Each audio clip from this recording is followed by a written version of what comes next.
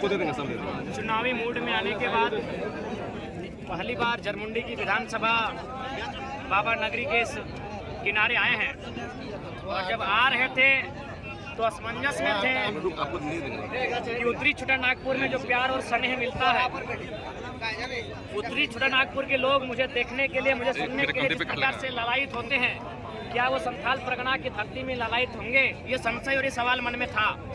लेकिन यहाँ आने के बाद ये सवाल, ये संशय पूरी तरह से दूर हो चुका है।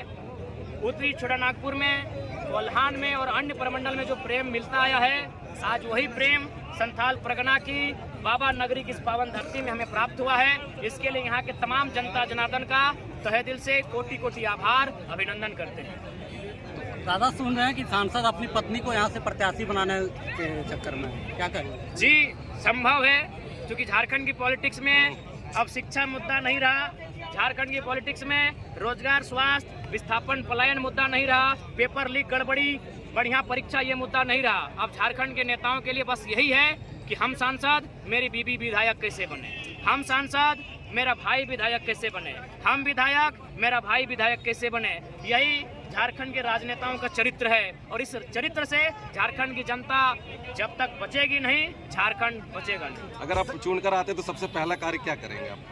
देखिए, झारखंड अगर हम लोग चुन के आते हैं तो झारखंड उसके नाम में छुपा है। सबसे पहले जो झारखंड की जमीन संबंधित कानूनें हैं, तमाम जो सीओ हैं, उन सीओ को हम लोग एक आदेश जारी करेंगे, सीओ हाजिर हो।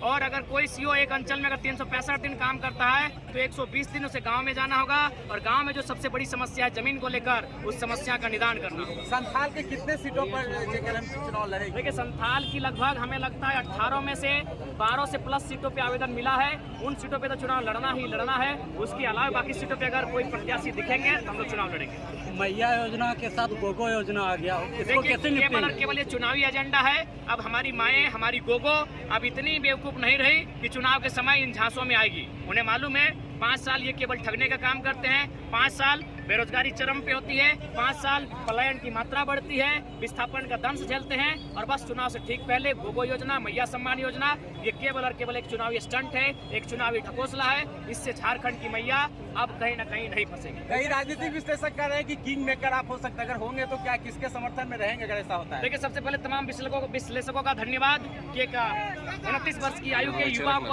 अपने विश्लेषण में तरहीज देने का कार्य किया। हम लोग स्पष्ट रूप से पूरी तरह से सरकार में आएंगे, इसके लिए राज्य भ्रमण करेंगे और नहीं तो अपोजिशन की भूमिका में आएंगे। जरमुंडी से कौन होंगे? देखिए, जरमुंडी से 4-5 मजबूत प्रत्याशी हैं जो अपने अपने स्तर से अपनी दावेदारी को प्रस्तुत कर रहे हैं, अपने आप को मजबूत जगह पर स्थापित कर रहे हैं। लेकिन अंतिम निर्णय जो हमारी यहाँ की जो प्रमंडलीय टीम है, यहाँ की जो जिला टीम है, जो प्रखंड की टीम है, उनकी रायशुमारी, स्क्रीनिंग कमेटी का फीडबैक और संसदीय बोर्ड के डिस्कस के बाद ही हम लोग यहाँ के कैंडिडेट का फैसला करेंगे। अभी तक हम लोग 7 प्रत्याशी घोषित कर चुके हैं। हमें लगता है आज रात को या कल सुबह और 7 या 8 प्रत्याशी घोषित हो जाएंगे। सबसे बड़ी चुनौती कौन रहेगी सर जेकेएलएम के सामने? देखिए, हमारे सामने सीटों के अनुसार, जिला के अनुसार, प्रमंडल के अनुसार, भाषा और भौगोलिक दशा के अनुसार हर एक पार्टी अपने अपने क्षेत्र में हमारे लिए चुनौती। अगर रणधीर सिंह आपकी चुनौती स्वीकार करते हैं तो क्या चुनाव आप लड़ेंगे? बिल्कुल, अगर रणधीर सिंह चुनौती को स्वीकार करते हैं तो चुनाव लड़ेंगे। तो दूसरा सीट सारठ माना जाए।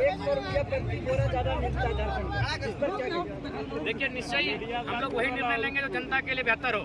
कोई भी ऐसा फैसला या ऐसा कार्य जो राज्य में चल रहा है, चाहे वो किसी विषय का हो, उसको हम लोग अगर गलत होगा तो प्रतिबंध करेंगे और अगर सही रहेगा तो उसे संचालन। अगर सारठ से रणधीर सिंह एक्सेप्ट कर लेते हैं, आप दोनों सीट से चुनाव लड़ेंगे या एक सीट छोड़ देंगे?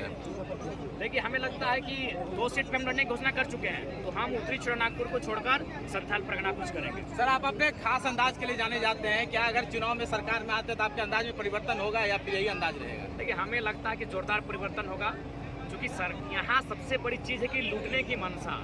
जिस दिन यहाँ के लोगों में लूटने की मंशा खत्म हो जाएगी, ये राज्य बहुत सुंदर राज्य है और लूटने की मंशा को खत्म करना है तो आपको फटकार मारा, आपको फटकार वाला, आपको दहाड़ वाला लीडर चाहिए जिसका प्रभाव राजनीति में हो, जिसका प्रभाव ब्यूरोक्रेट्स के ऊपर हो, जिसका प्रभाव मैनेजमेंट के ऊपर हो। यहाँ हमारे जो नेता हैं वो प्रभाव विहीन हो चुके हैं, उनमें प्रभाव ही नहीं है, वो प्रभाव दिखाई नहीं पा रहे हैं अपनी विधायकी का जो पावर होता है।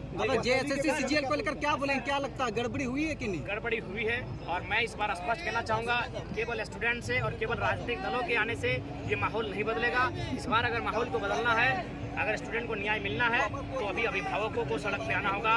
एक दिन जिला स्तरीय अभिभावक मंच के माध्यम से कार्यक्रम हो, प्रदर्शन हो, रैली हो, धरना हो, जो भी हो, तभी दूसरे दिन CGL की परीक्षा का जो पेपर लीक हुआ है रद्द हो जाएगा। ठीक है सर, चुनाव जीतने का बाद जयराम किसी पार्टी के साथ तो नहीं जाएंगे ना? देखिए, हमने स्पष्ट कह दिया है कि हम लोग जनता की रायशुमारी के साथ जाएंगे। जनता ने हमें जनादेश देने का कार्य किया है। जनता की जो सुविधा होगी, जनता का जो दिशा निर्देश होगा, हम लोग जनता के साथ खड़े रहेंगे।